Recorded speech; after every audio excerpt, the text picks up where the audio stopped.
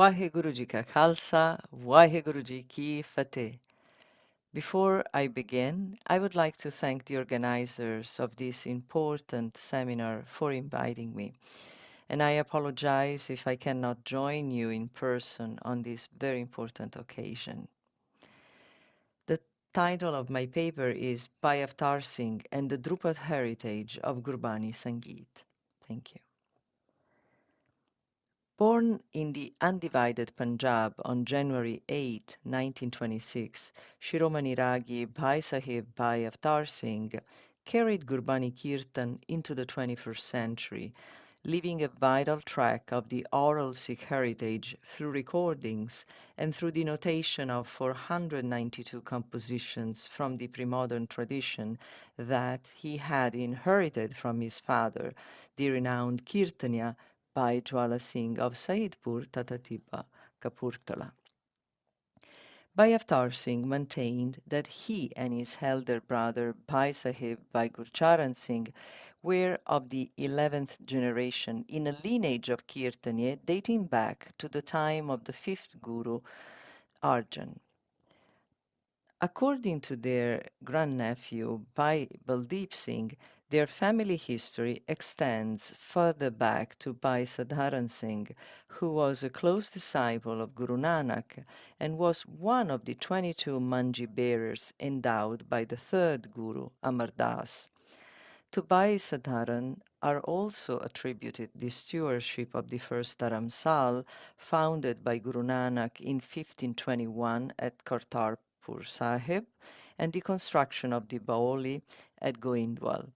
Another member of Bhai Avtar Singh's lineage connected to the Sikh Gurus was Bhai Sahib Das, an associate of Guru Gobind Singh in the late 17th, early 18th centuries. The flow of knowledge that began with the Dharamsal in Kartarpur and was preserved by the Panth during the time of the 10 Sikh Gurus continued after Guru Gobind Singh's death. As per the last Guru's instructions, Bhai Dharam Singh established 2 taksals for Kirtan education, the Girwari in the Hoshiarpur district east of Amritsar and the Sekwan taksal in the Firozpur district west of Amritsar. According to Bhai Gurcharan Singh, it was at the Dera in Hoshiarpur that their father, Bhai Jwala Singh, received further training in Kirtan, and he was sent to Hoshiarpur to study with Bhai Sharda Singh of the Girwari Taksal, after being introduced to the Kirtan practice by his father, Bhai Deva Singh, and his grandfather, Bhai Punjab Singh. Bhai Avtar Singh recalled, "My grandfather, Baba Deva Singh, taught my father, Bhai Jwala Singh Ji, all of the old compositions and knowledge of rag. There was a friend of my grandfather, Baba Sharda Singh, who used to visit him and play the taus. So when my grandfather died, my father learned Kirtan Vidya from Bhai Sharda Singh. Bhai Sharda Singh brought my father, Bhai Jwala Singh, to Baba Rangiram, a great Azuri Ragi from the Harmandir Sahib in Amritsar. He was known as Baba Rangiram, but his name was Baba Vasava Singh. He was from the most renowned and learned Kirtaniya family of his time. In this way, the compositions and the knowledge have come to me. While, as Bible Deep Singh notes, their family lineage is perhaps the only such line of Kirtan practitioners who have continued to conserve the endowment bestowed by the Gurus themselves. This quote also illustrates a pre-modern education system according to which knowledge was passed not just within a family, but through an ecology of responsible bearers who were educated following a thorough pedagogical process that encompassed learning the musical system, the instruments, as well as the vocal and playing techniques necessary to properly execute the heritage repertory. As we gather on this occasion to celebrate Bhai Avtar Singh's 100th birth anniversary, we not only recognize the man and his career achievements, but also the legacy that he represents as a beacon of the Gurbani Kirtan Parampara. This legacy is embodied in the intangible and tangible heritage that he and his elder brother preserved with integrity, responsibility throughout their lives. The sonic shape of the compositions that were passed on within the Gurbani Kirtan Parampara made each Kirtanya a responsible bearer of the tradition and a living library of the Gursik Vidya, as Bhai Avtar Singh affirmed.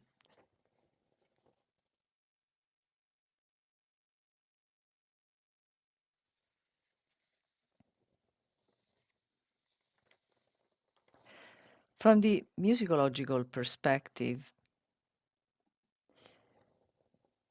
Gurbani's written and oral literatures have preserved ragas, tals, song forms, and styles from the 15th, 16th centuries, making Sikh heritage one of the most significant contributions to the history of South Asian music. Among the most recurrent poetic and musical forms in the Guru Granth Sahib is pada, a genre used in the pre-colonial era for singing long devotional poems, and that later developed into the court art form known as dhrupad. Bhai Avtar Singh affirmed that the repertory they learned was in fact dhrupad. In my father's time, everyone who played Gurbani Kirtan used to sing in dhrupad style, utilizing the difficult tals and the traditional form of Kirtan. You would not be considered a ragi if you didn't sing in that style. In a separate interview, Bhai Singh held a similar position, stating that the foundation of Gurbani Kirtan is Drupad. After that came Khayal, characterized by vocal ornamentation such as tans and paltas, which is to be avoided in Gurbani.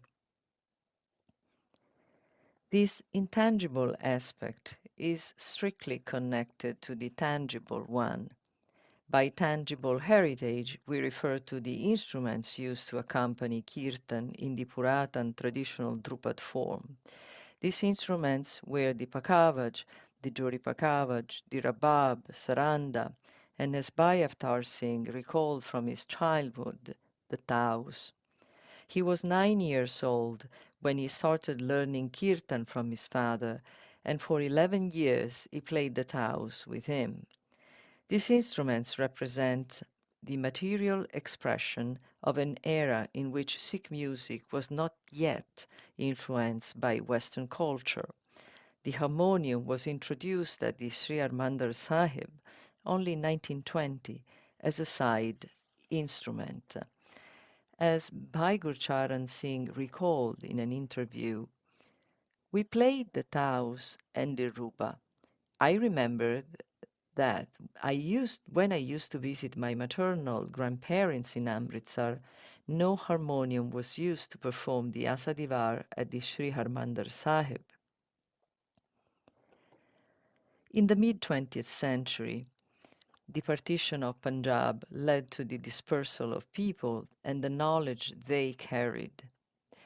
The National Music System Education established new standards for ragas and tals, musical genres and instruments, homogenizing cultural differences into a single dominant form. It is during this partition era that Khayal became the overarching genre of raga-based music, not only overshadowing Drupad and other pre-modern forms, but also introducing tabla and harmonium as staple instruments to accompany vocal performances of so-called classical and sacred music. At the same time, the rising of Bollywood and cassette industries shaped a new national identity through catchy tunes rendered as pop songs. Soon, Bollywood tunes became so popular that they set a new standard also for singing devotional songs, including the Shabbads from the Sikh scripture.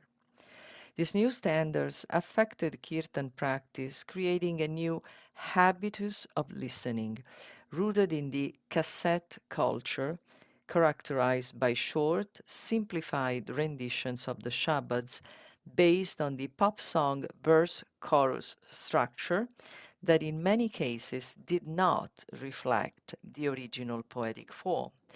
By the 1950s, with the aim of making Kirtan align with modern listeners' preferences, new aesthetic canons were adopted for the setting of Kirtan songs, ranging from Khayal compositions to Bollywood tunes.